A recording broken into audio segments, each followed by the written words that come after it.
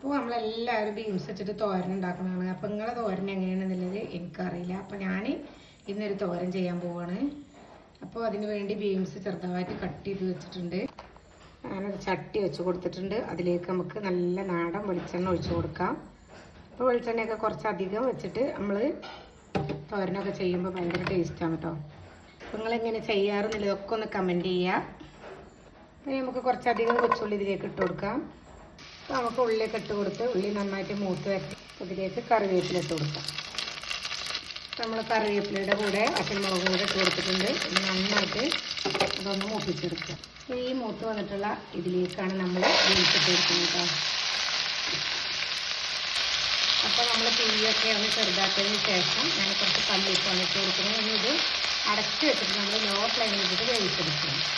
ഞാൻ കുറച്ച് കാന്താരി മുളകും നാളികേരമൊക്കെ എടുത്ത് വെച്ചിട്ടുണ്ട്.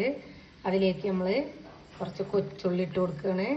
അതിലേക്ക് ഒരല്ലി വെളുത്തുള്ളി ഇട്ട് കൊടുക്കണം കേട്ടോ. നമ്മുടെ ബീൻസ് ഇവിടെ നന്നായിട്ട് വെന്ത് വന്നിട്ടുണ്ട്. ഇതിലേക്ക് നമ്മൾ അരച്ച് വെച്ചിട്ടുള്ള ആ അരപ്പാണ് ഇട്ട് കൊടുക്കുക. കടച്ച് കേട്ടോ. നമ്മൾ കാന്താരി മുളക് കൊച്ചുള്ളി നാളികേരമാണ് കുറച്ച് വെച്ചിട്ടുള്ളത്. അപ്പോൾ ഇത് നന്നായി ഇളക്കി എടുത്തിട്ടുണ്ട്. ഇനി നമുക്കിത് ക്ലോസ് ചെയ്തിട്ട് കുറച്ച് സമയം പച്ച നാളികേരത്തിൻ്റെ പച്ചപ്പിത്തൊക്കെ മാറുന്നത് വരെ ഒന്ന് വേവിച്ചെടുക്കാം. അപ്പോൾ നമ്മുടെ അടിപൊളിയായിട്ടുള്ള ബീൻസ് തോരനോടെ റെഡി ആയിട്ടുണ്ട്. ഇത് മാത്രം മതി നമുക്ക് ചോറ് കഴിക്കാനായിട്ട്. അപ്പോൾ നമ്മുടെ തോരൻ്റെ ഫൈനൽ ലുക്ക് ഇതാണ്. നിങ്ങൾക്ക് എല്ലാവർക്കും ഇത് ഇഷ്ടപ്പെട്ടാൽ നിങ്ങൾ സബ്സ്ക്രൈബ് ചെയ്ത് സപ്പോർട്ട് ചെയ്യണം. അപ്പോൾ അടുത്തൊരു കിടിലൻ വീഡിയോയുമായി കാണുന്നവരെ താങ്ക്സ്.